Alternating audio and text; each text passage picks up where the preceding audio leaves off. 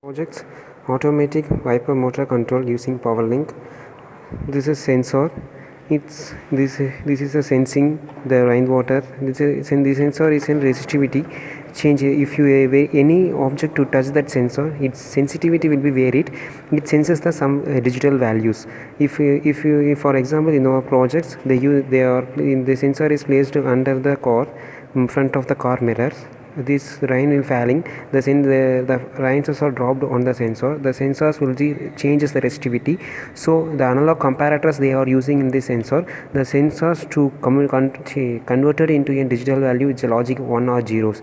If the sensor is senses, it sends the 1 logic values. If the sensor is off, no sensitivity, it senses 0. The sensors value sent to the master.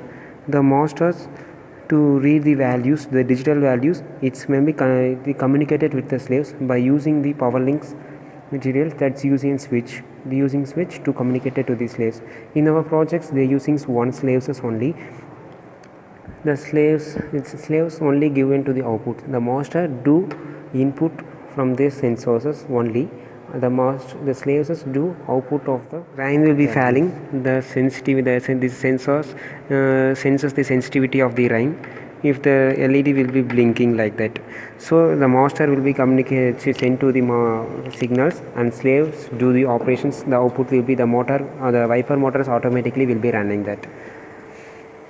By using the slaves to the slave signals transmit to the relay.